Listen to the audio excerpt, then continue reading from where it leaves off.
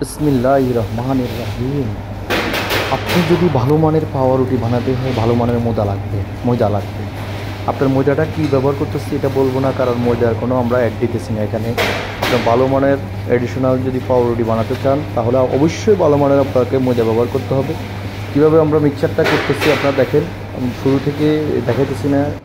ময়দার ব্র্যান্ডটা আপনারা দেখবেন, এটা দেখাবো না, কারণ ওরা আমাদের থেকে আমরা ওনাদের কোনো ব্র্যান্ড ভ্যালু ইউজ করবো না। কারণ হচ্ছে যে আমরা আমাদের ওয়েতে আপনাদেরকে পুরো ভিডিওটা দেখতে থাকুন কীভাবে আমরা মিক্সচারটা করি প্রসেসিং পর্যন্ত। আর লং ভিডিও হবে, আপনারা প্রসেসিং নামার পর থেকে কিন্তু ওটা পর্যন্ত দেখাবো না। আরেকটা ভিডিও দেখাবো কীভাবে ওভেনে যাবে, ওভেন থেকে নামার পর প্রসেসিংটা দেখাবো। আজকে দেখাবো কীভাবে আপনার ফাস্ট ওভেন পর্যন্ত যায়, কীভাবে ওটা আমরা আপনাদেরকে এখন দেখাবো।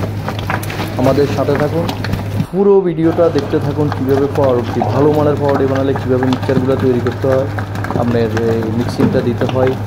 মিক্সিং যত ভালো হবে আপনার পাউরুটিটা ততই ভালো হবে। আর ভালো মানের আপনি যদি পাউরুটি বানাতে চান তাহলে অবশ্যই ভালো মানের ময়দা এবং ভালো মানের রেসিপিও লাগবে আপনার থেকে। কে আমার এই মিক্সারটা এবং আমার এই কথাগুলো যদি আপনার ভালো লাগে আপনারা কমেন্টে জানাতে পারেন অবশ্যই। আর ভালো মন্দ আপনারা অবশ্যই কমেন্ট করবেন। আর ভালো মানের পাউরুটি অবশ্যই বানাতে হলে ময়দা এক রেসিপি ভালো লাগবে, ময়দা ভালো লাগবে।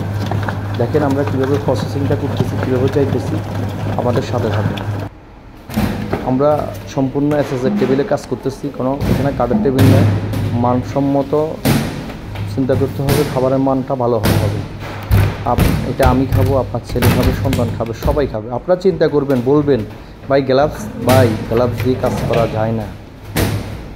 যারা বলবে গ্লাভস দিয়ে কাজ করা, ওনারা কেউ যদি বলে আমরা গ্লাভস দিয়ে কাজ করতে পারবো, বাংলাদেশে এমন কোনো লোক নাই যে আমার মতো আমি যেভাবে করি দেখিয়েছি। যদি কেউ পারে গ্লাভস দিয়ে কাজ করার জন্য তার কাছ থেকে আমি শিখব।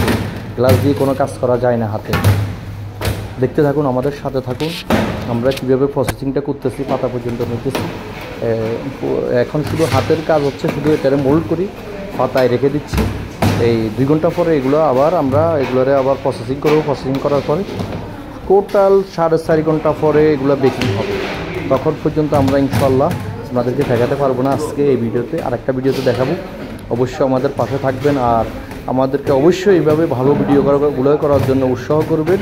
লাইক এবং শেয়ার করে দিবেন, তাহলে আমরা আরও ভালো ভিডিওগুলো আপনাদেরকে দেখাতে পারবো। অবশ্যই আরও ট্রেডিশনাল ভিডিওগুলো আপনাকে দেখাবো, কীভাবে কেক প্রসেসিংয়ের কেক বানানো হয়। আল্লাহ হাফেজ, সবাই ভালো থাকেন।